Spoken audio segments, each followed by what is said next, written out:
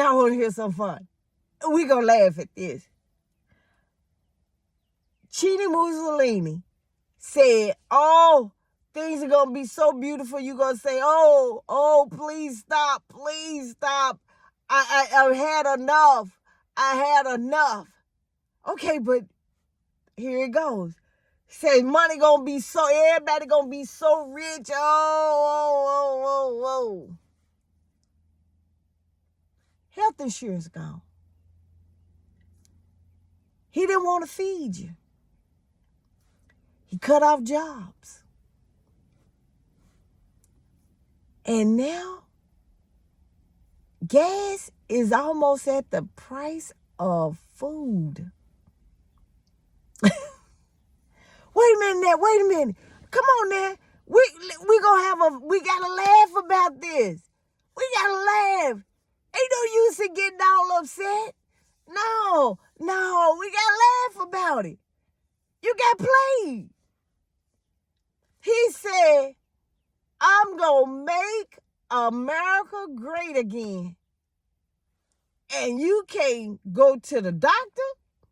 You can't eat. See, you know what? I'm going to tell you something. See, when they start playing with SNAP, see, some of you uneducated folks didn't realize when they cut off SNAP, see, federal subsidies help keep some of that food low. Because you know why? Because the government was paying for it. See, ain't that amazing? You don't have to get food stamps for it to get low. But see, now, a lot of folks ain't getting food stamps. You notice, you know what? I love ginger beer. Oh, I love that ginger beer. Ginger beer used to be $3. Then when he came on board, it went up to $5. Now it's almost $7. I don't drink ginger beer. Not anymore. I see a lot of white folks going to the liquor store. And they ain't getting them little shot glasses. They ain't getting them little things. No, they getting the gallons. They getting the gallons. DUI has spiked up a lot because you know what? Folks don't want to deal with the reality of what they voted for. Come on now. We can laugh about it now. We can laugh about it. We all in it now. It ain't no use in getting mad. What you getting mad for? And if somebody say, you know what you voted for is you get mad. What you getting mad for? What you getting mad for? You ought to cut that out. You so silly. Oh, but he's not bringing jobs here. He's cutting off jobs.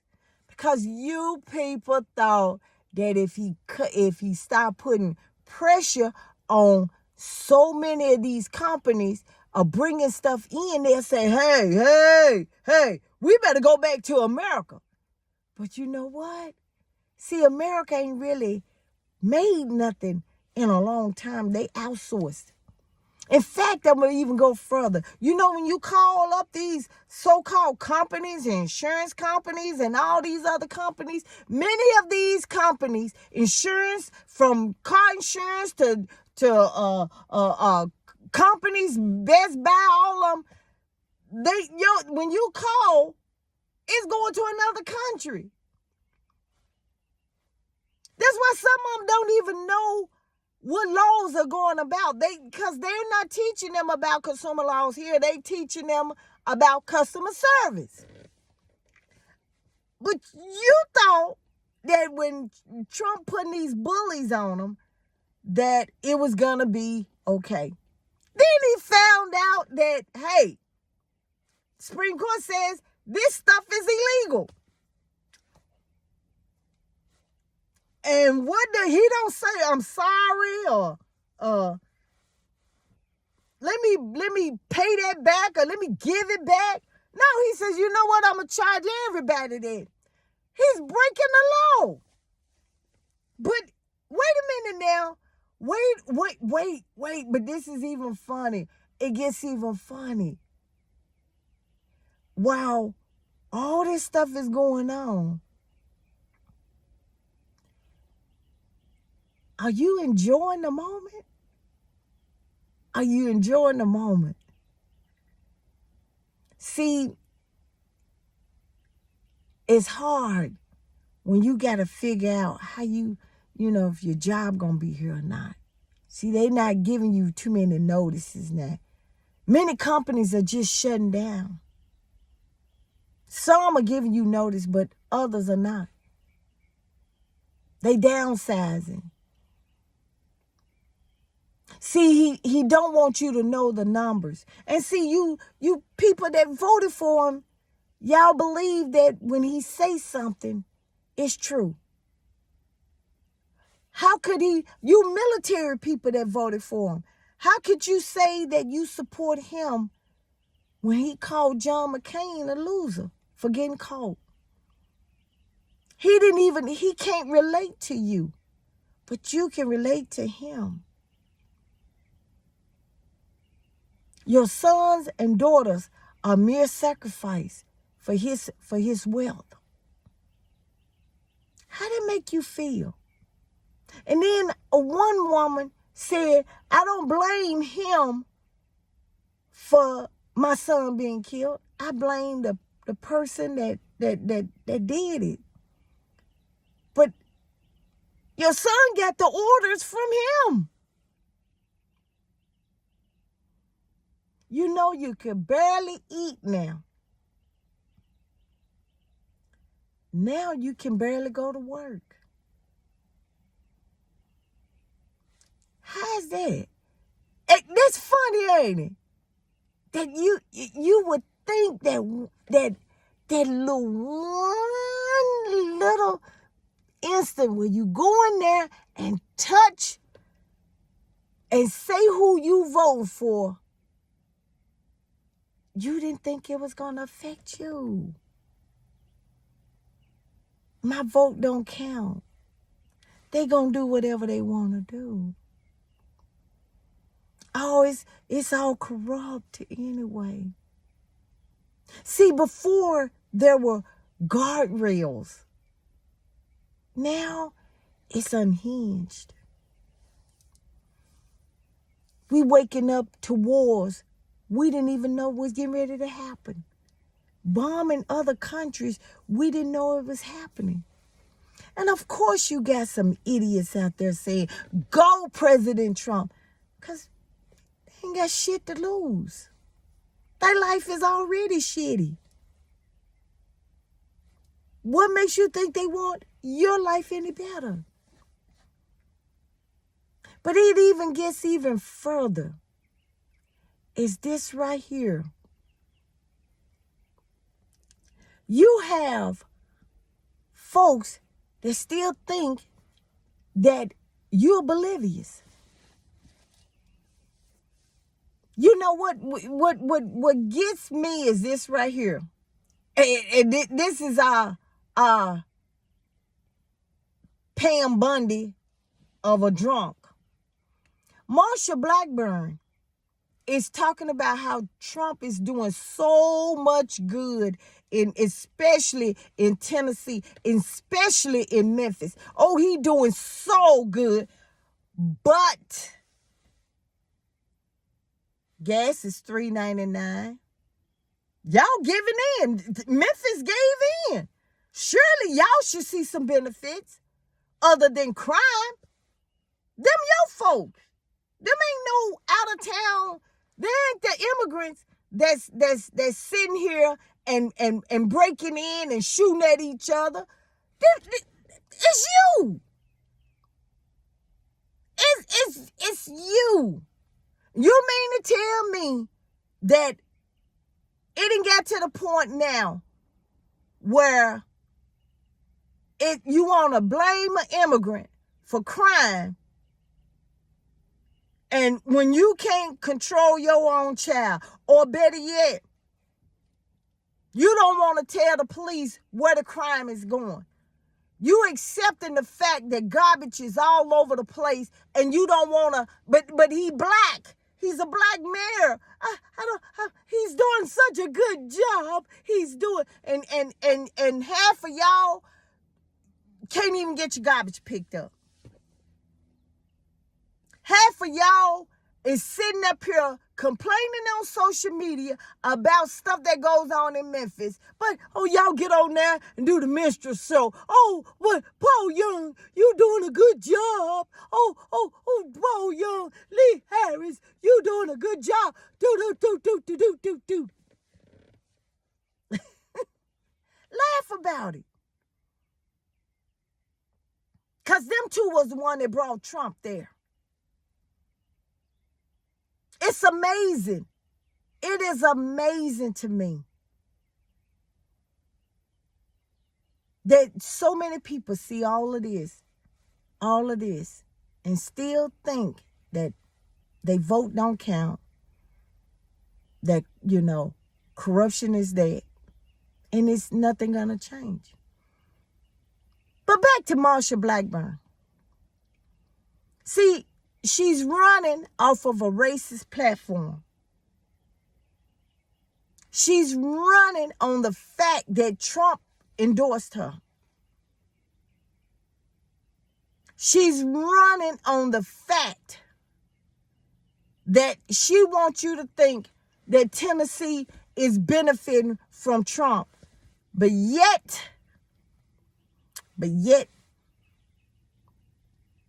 where is it at?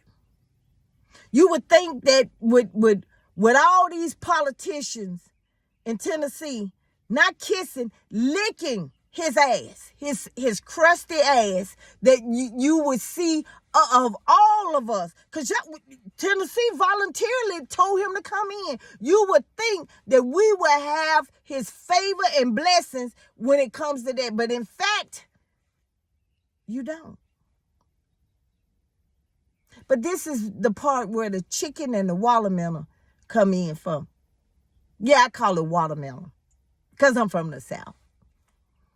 Because he feel like if he gave you some breadcrumbs, you'll be just as happy. He gave you a piece of a chicken, you just as happy. He went down there and he didn't even fight crime. Brent Taylor talking about, they fought crime. No, they didn't. Crime was already going down anyway.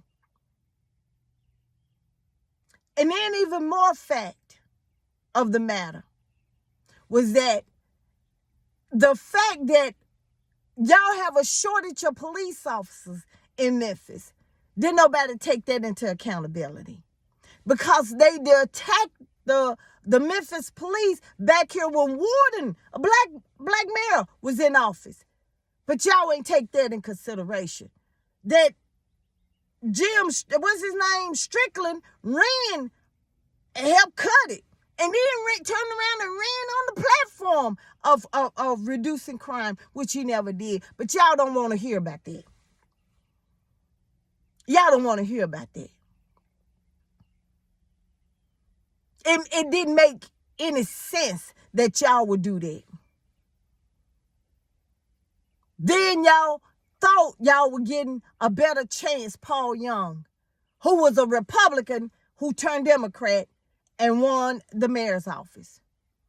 Only for him to think, and you still think Project 2025 was a federal thing. Baby, no, it was a federal, it was a state, it was a local, because you know what? The federal government controls the federal government. But how did it can't be implemented unless they get somebody on a state level, Marsha Blackburn, or on a local level, Paul Young, Anthony Buckner, Lee Harris. I can go on and on. In order for them to bring back Jim Crow eras, they got to do it on certain levels. He got it at the federal. They got the president, the Senate, and the House. And for all of you who think, well, now, black folks, well, now I don't want to vote for her because you know what? She did this and when she was a prosecutor. Oh, no, I don't want to vote for him because you know what? Well, my daddy said that blah, blah, blah, blah, blah. Well, you know what? I'm going to vote for him because I went to school with him in the 8th grade and he was a good guy then. Oh, I'm going to vote for him because I know his wife and they go to church and do all of this. And baby, you know what? The most evil people are in the church. The most scandalous people come out of the church. You know what? I may go to fellowship with somebody. I might. But everybody in church ain't looking for Jesus. Ain't trying to follow him either. Some of them sleeping with the pastor. Some of them are sleeping with the pastor's husband. Somebody sleeping with the pastor's wife. Somebody sleeping with the pastor's animals. So you don't know them. But I do know those who is in the community and showing they fight should not have a hard chance of convincing you of their vote. Shouldn't be.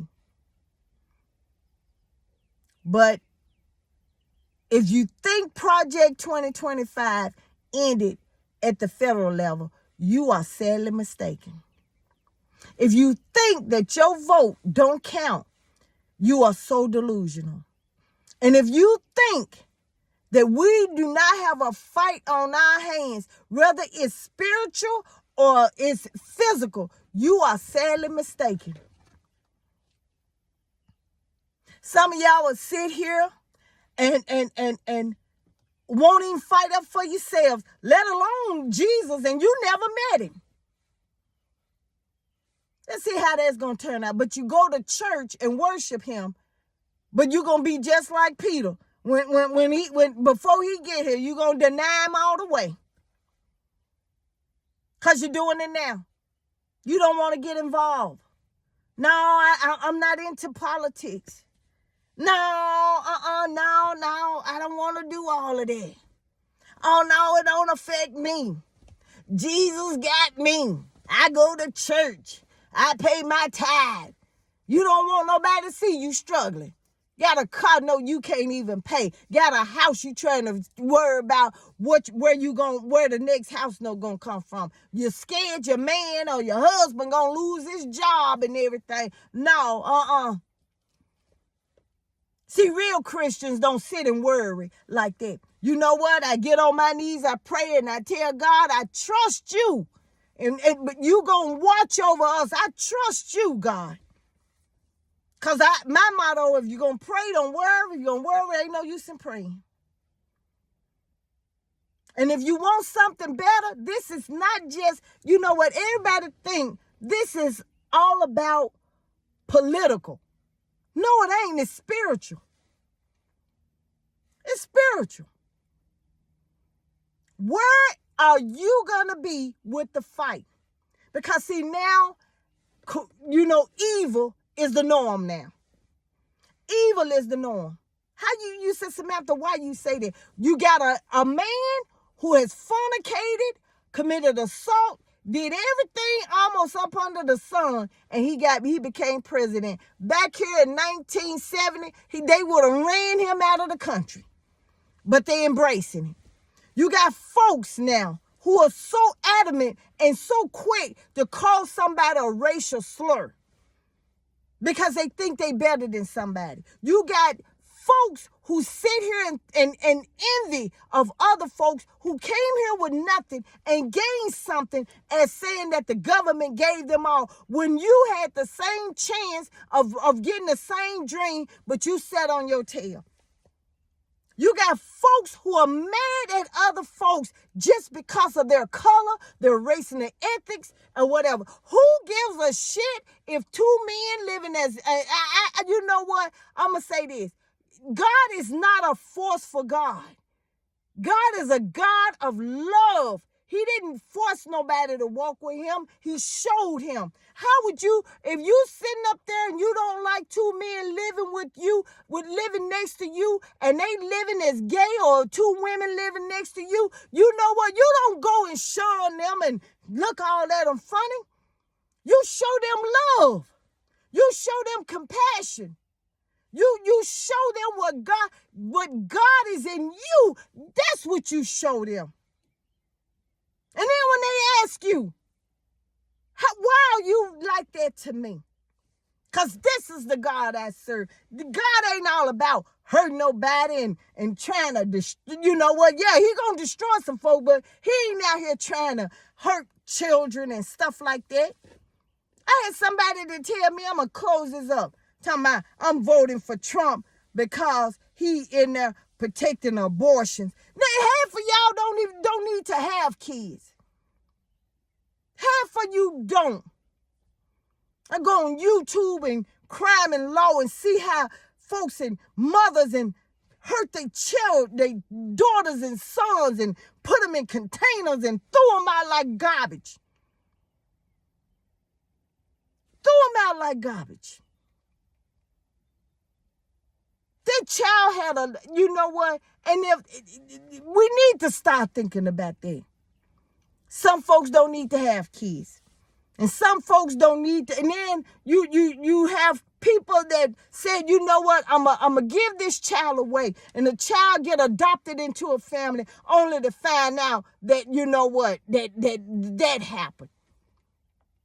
Or better yet, mama, she had a baby at a young age and she trying to live her best life. And this kid is an obstacle.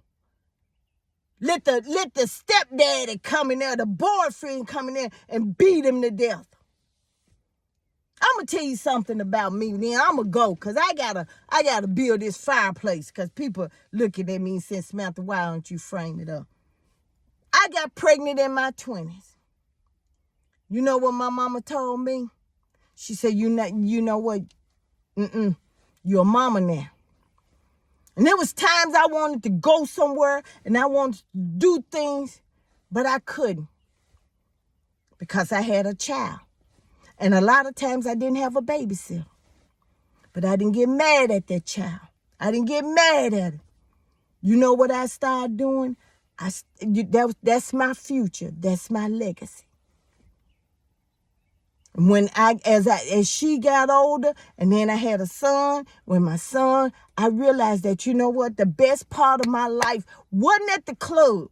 The best part of my life was not hanging out in the streets, not having a friend, not doing all of this, not having a man. The best part of my life is when I became a mother. Because when I became a mother, I wasn't thinking about me. I had to rethink how, you know what, the things I do is not going to just affect me, it's going to affect them. I became a mother hen. No, my kids didn't go everywhere. I didn't let them do all of this. I didn't want no man coming all up in my house. I don't care how much he was slanging it. I don't care what he was doing. No, I can date you without you living with me. I got a daughter. I got a son. I want them, I don't want them to feel like they you know, no, they got a daddy. They got a daddy. Come on now. And I just didn't get any man to sleep with. I co-parent. We went to PTAs. I was very visible in the school. Oh, we went to PTAs. We talked. You know, just because me and him didn't get along as a couple, don't mean that we had an investment. No, we didn't clown like that. It wasn't about me and him. It was about them. As they got older, you know, that I made sure that relationship was nurtured. But then when the daddy girlfriend got, you know, hey, I didn't clown with her. I didn't sleep with her. I'm not a lesbian. I went to him. Look here. I'm giving you this opportunity to get this straightened out. If not, we're going to take it down to the man at the courthouse. But I'm giving you that. Even when I asked him for an increase in child support, I didn't just go down there and stuff. I talked it over with him because I knew he had other kids now. I talked it over with him. I let us communicate. So whenever we did it as one. I didn't talk bad about him. That's how we need to stop. And I had to realize something. That, you know what? I have to take accountability. And the things that we do today, even when voting, we have to take accountability of what we did. Some folks don't want to do that. So now, today, I know I'm ranting all over the place, but you know how I am. Today, we need to stop. We need to just really stop and not just reflect on what's going on now. We need to reflect on as not just as a group, as an individual. Because you know what? I realized something. As much as I am interested about me, I am interested about other people, other cultures, other backgrounds. Okay, so what? You know what? And maybe, you know what? You don't know how God can bless you. God can take anybody and bless you. You don't know. That gay man that you can't stand, he may have a job opening for you at his company, but you so mean and low down, he don't want to talk to you. That lesbian woman that you sitting up here looking all funny at, she may have some extra money to give you. She may see that you may need some help, but you don't want to fool with her because you know why? She's a lesbian. Them Hispanic people may want to help fix up your house, but you don't like them because they may be illegal. Stop cutting your blessings off. Start loving somebody. You don't know where your blessing gonna come to, and you don't know who God gonna you don't know who God may put in your life that you may need. Now you go think about that. Let me go get this damn thing together before he get home.